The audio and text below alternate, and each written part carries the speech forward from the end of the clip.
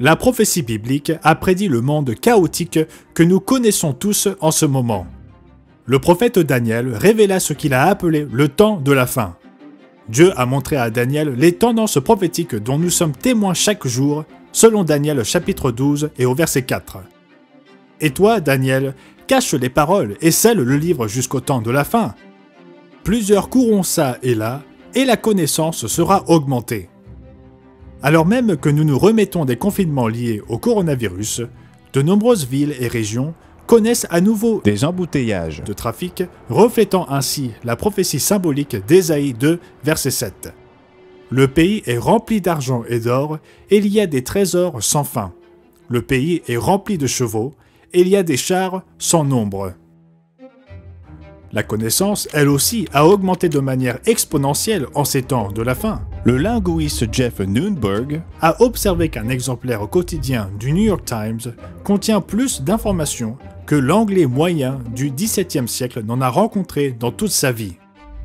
En 1982, le futurologue Buckminster Fuller affirmait déjà que les connaissances dont dispose l'humanité doublaient chaque année.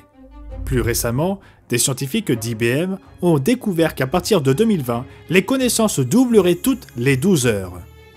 Mais nous devons rechercher la vraie connaissance.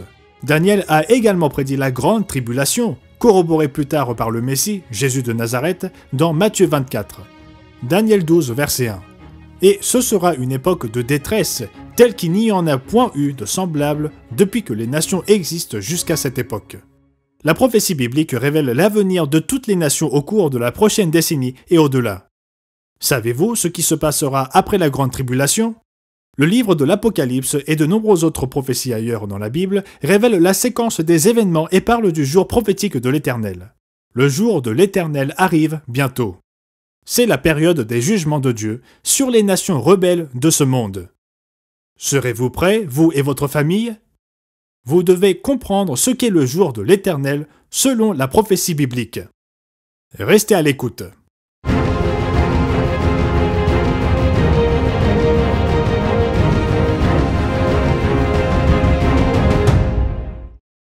Bonjour à tous nos amis du monde entier. Le monde a connu 2 guerres mondiales. Toutes les nations ont été touchées par ces guerres. Y aura-t-il une 3e guerre mondiale ? Nous répondrons à cette question dans cette émission. La Bible révèle que de futurs conflits mondiaux vont ravager le monde pendant le jour prophétique de l'Éternel. Il vous faut savoir comment le jour de l'Éternel vous affectera, vous et votre famille. Lors de la Pentecôte, en l'an 31 de notre ère, l'apôtre Pierre cita le prophète Joël, expliquant les ténèbres surnaturelles qui ont lieu lors de la crucifixion de notre Seigneur. Je ferai paraître des prodiges en haut dans le ciel et des miracles en bas sur la terre, du sang, du feu et une vapeur de fumée. Le soleil se changera en ténèbres et la lune en sang, avant l'arrivée du jour du Seigneur, de ce jour grand et glorieux. Ces ténèbres représentaient aussi les perturbations cosmiques qui marqueront le commencement du futur jour de l'Éternel. Oui, ce sera le jour du Seigneur, ce jour grand et glorieux. Si vous avez une Bible, reportez-vous au chapitre 6 de l'Apocalypse. Les signes célestes suivent la grande tribulation. Je regardais quand il ouvrit le 6e sceau, et il y eut un grand tremblement de terre. Le soleil devint noir comme un sac de crin, la lune entière devint comme du sang, et les étoiles du ciel tombèrent sur la terre comme les figues vertes d'un figuier secoué par un vent violent. Le ciel se retira comme un livre qu'on roule, et toutes les montagnes et les îles furent remuées de leur place. Toute la terre verra ces signes inaugurant le jugement du jour de l'Éternel sur les nations. Nous voyons des éclipses qu'on appelle les lunes de sang au cours de certaines années. La NASA, l'agence fédérale de l'aéronautique et de l'espace, décrit leur couleur comme rouge couché de soleil, et au fur et à mesure qu'une éclipse progresse, la remplissant d'une lueur cuivrée et transformant la Lune en un grand globe rouge. Ce spectacle n'est qu'un avant-goût de l'ultime lune de sang à venir. Le jour de l'Éternel est une période d'1 an consistant en 7 trompettes de jugement ou fléau au cours de laquelle Dieu jugera toutes les nations. Les 6 premières trompettes sont décrites dans les chapitres 8 et 9 de l'Apocalypse. Quand cela aura-t-il lieu? Et quelle est la séquence des événements que vous devriez surveiller? La Bible révèle le cadre de la prophétie menant au jour de l'Éternel, à Armageddon et à la Troisième Guerre mondiale. Mes amis, quelle est la solution aux conflits de l'humanité et aux guerres mondiales? Nous devrions tous attendre avec impatience la solution aux guerres. Cette solution est l'établissement prochain du royaume de Dieu. Jésus nous a appris à prier dans Matthieu 6, verset 10, « Que ton règne vienne ». Jésus-Christ reviendra en tant que roi des rois et seigneur des seigneurs pour apporter la paix et la prospérité durable parmi les nations de ce monde. Nous attendons avec impatience le second avènement du Messie, Jésus-Christ de Nazareth. 3 étapes majeures conduisent à l'apogée de l'histoire humaine et à la fin de cette ère. Il s'agit de numéro 1, la grande tribulation, numéro 2, les signes célestes et numéro 3, le jour du Seigneur.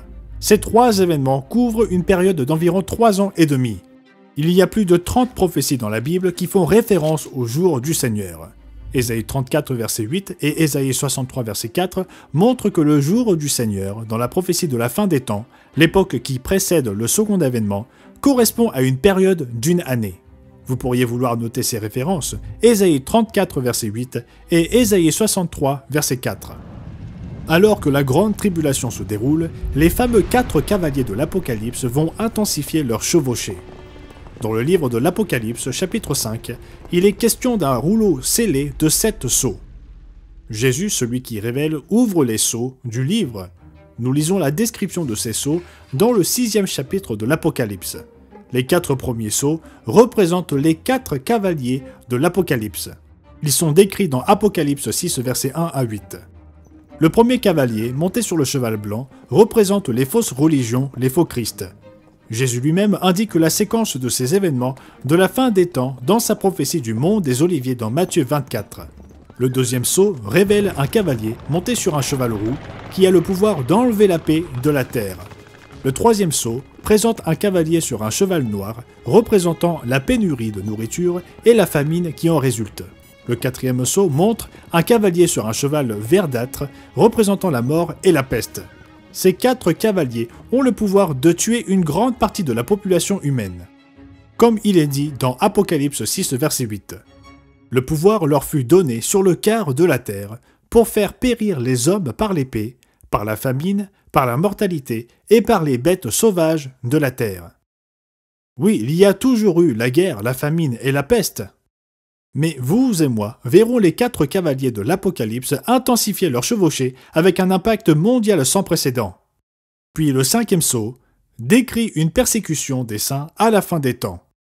Puis Jésus ouvre le 6e sceau, révélant les signes célestes qui terrifieront les gens sur toute la face de la terre.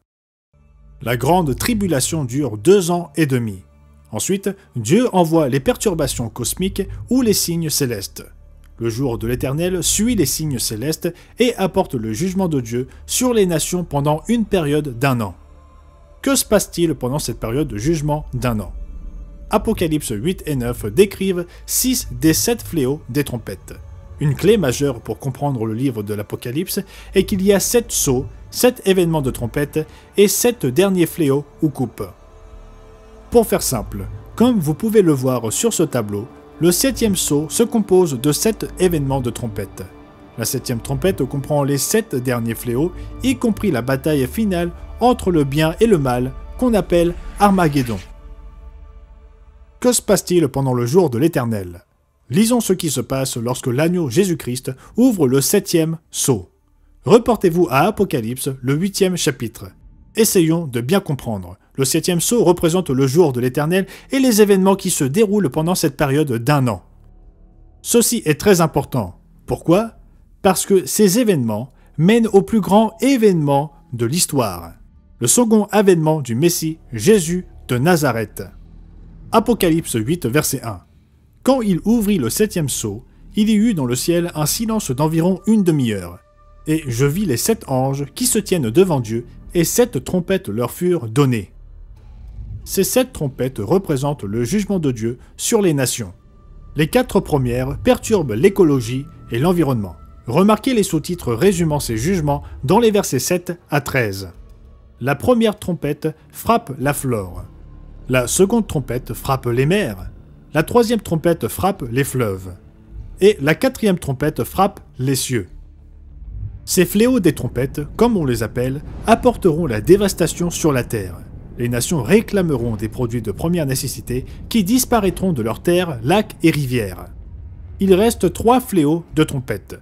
Apocalypse 8, verset 13, l'apôtre Jean écrit ce qu'il voit et entend en vision.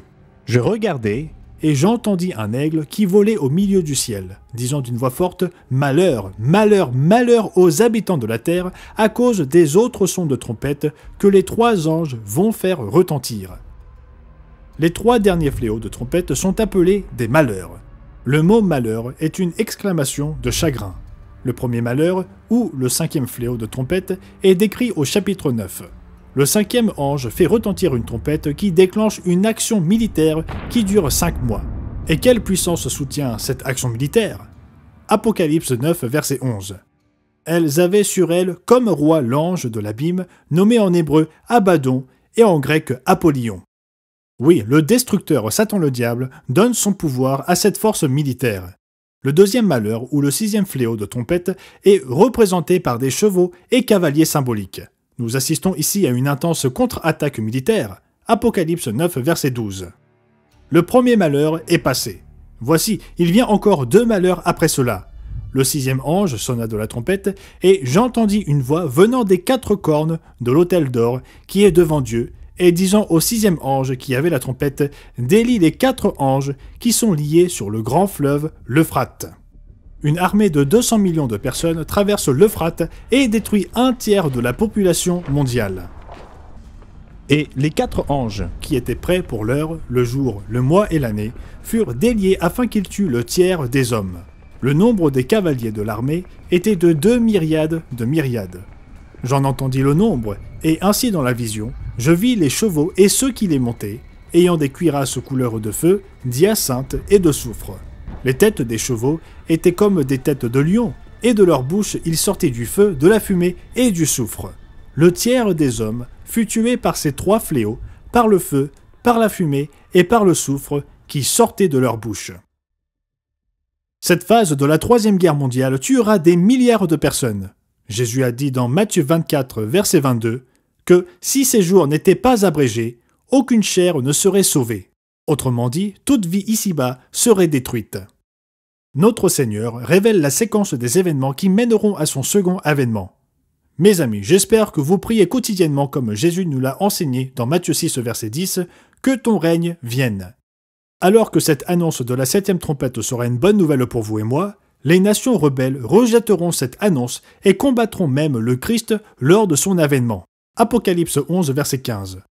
Le 7e ange sonna de la trompette, et il y eut dans le ciel de fortes voix qui disaient « Le royaume du monde est remis à notre Seigneur et à son Christ, et il régnera au siècle des siècles. » Les êtres célestes loueront Dieu à cette annonce glorieuse. Mais remarquez la réponse des nations terrestres, Apocalypse 11, verset 16. Et les 24 vieillards qui étaient assis devant Dieu sur leur trône se prosternèrent sur leur face et ils adorèrent Dieu en disant « Nous te rendons grâce, Seigneur, Dieu Tout-Puissant, qui est et qui était, car tu as saisi ta grande puissance et pris possession de ton règne. Les nations se sont irritées, ta colère est venue, et le temps est venu de juger les morts, de récompenser tes serviteurs les prophètes, les saints et ceux qui craignent ton nom, les petits et les grands, et d'exterminer ceux qui détruisent la terre. » La 7e trompette annonce également le jugement final sans appel de Dieu sur les nations rebelles.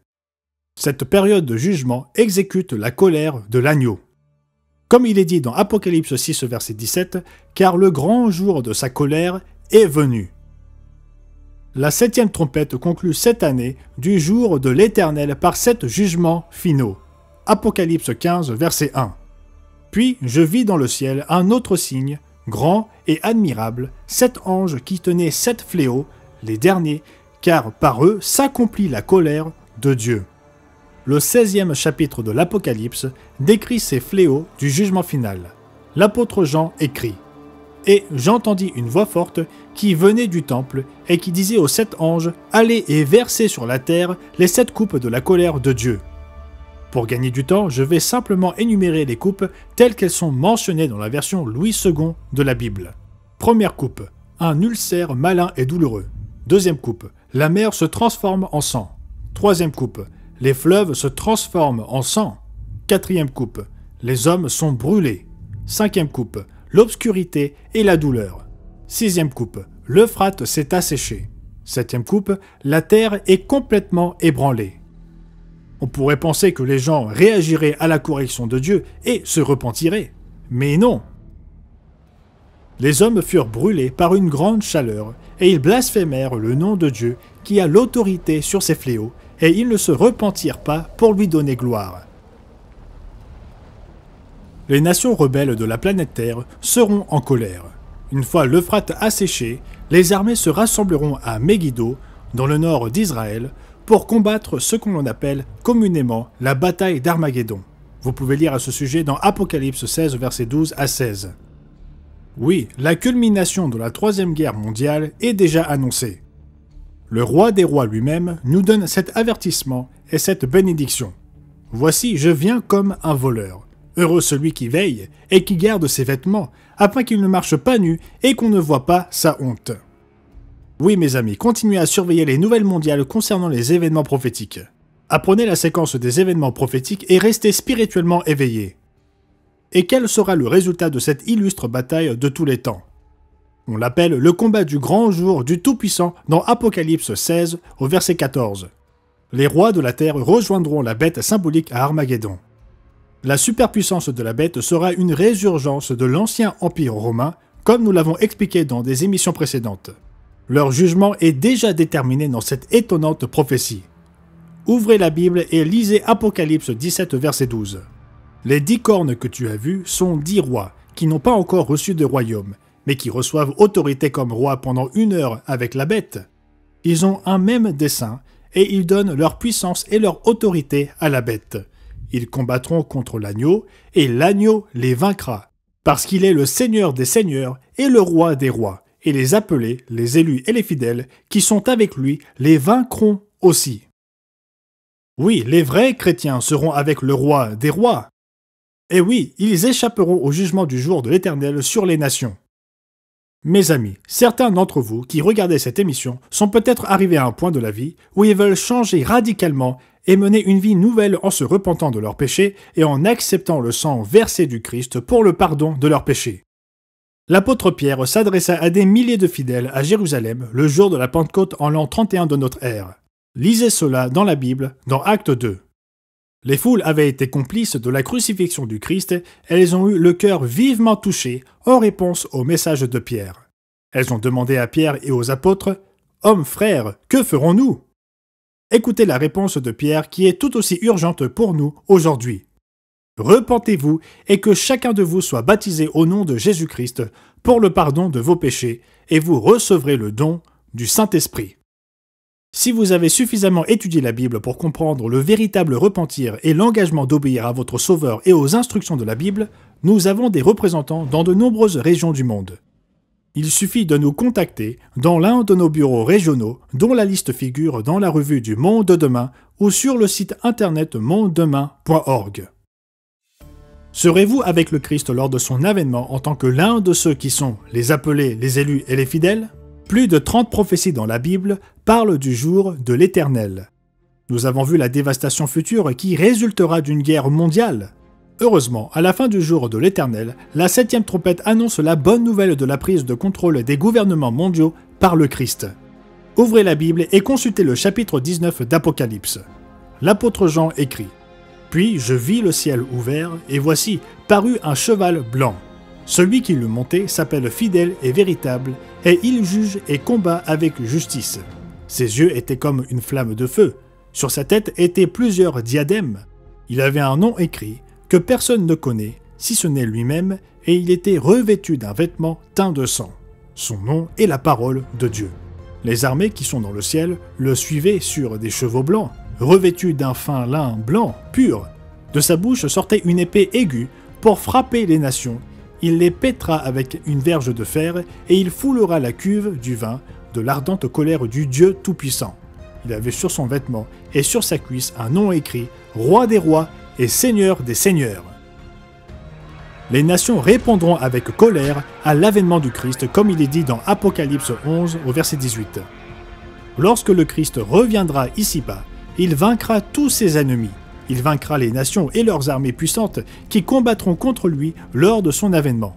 Le jour de l'Éternel apportera le jugement de Dieu sur les nations. Comme nous l'avons vu, dans un sens, le jour de l'Éternel est l'année qui précédera le retour du Christ.